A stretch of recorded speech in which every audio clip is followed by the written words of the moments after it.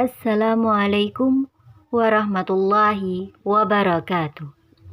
Sahabat PAI sekalian, dalam video kali ini kami akan mempresentasikan makalah kami dengan tema teori-teori belajar dalam psikologi modern dengan anggota Khairun-Nisa AS, Mina Arifah, Mukarramah N, dan Mutiara, dengan dosen pengampu Ria Susanti, MPDI, dalam mata kuliah Psikologi Belajar Pendidikan Agama Islam.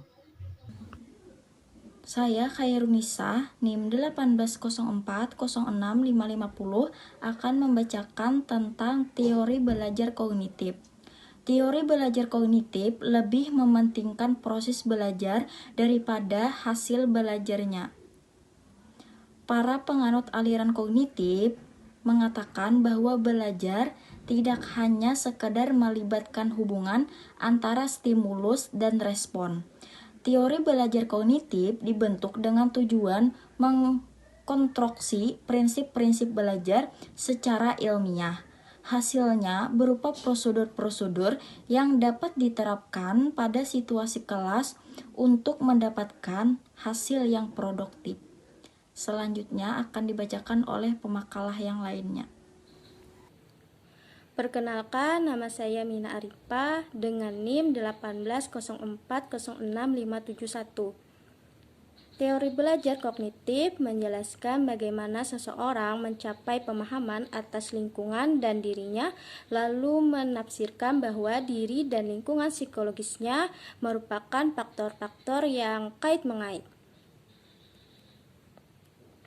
Teori kognitif mendefinisikan belajar sebagai proses mental yang mencakup pikiran, perasaan, dan motif yang kita alami, akan tetapi orang lain tidaklah dapat melihatnya dengan mata kepala.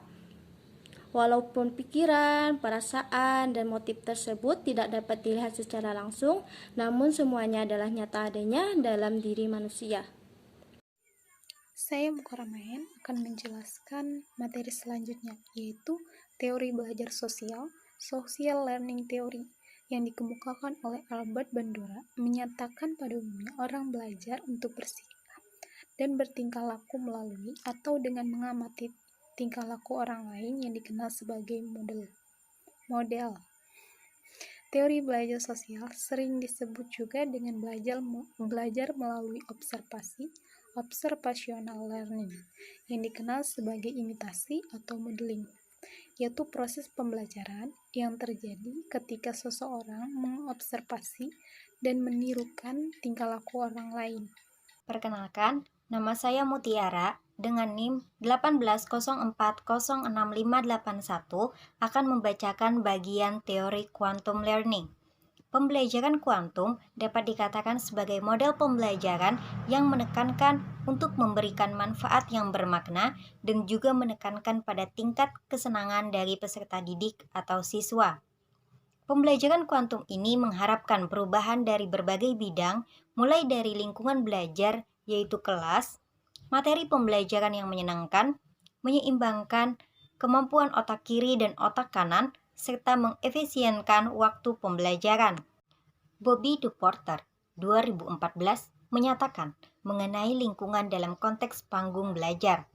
Lingkungan yaitu cara guru dalam menata ruang kelas, pencahayaan warna, pengaturan meja dan kursi, tanaman, musik, dan semua hal yang mendukung proses belajar. Jadi, dapat dikatakan bahwa pembelajaran kuantum sangat memperhatikan pengkondisian suatu kelas sebagai lingkungan belajar dari peserta didik. Mengingat, model pembelajaran kuantum merupakan adaptasi dari model pembelajaran yang diterapkan. Sekian presentasi dari kami. Mohon maaf apabila terdapat kesalahan. Wassalamualaikum warahmatullahi wabarakatuh.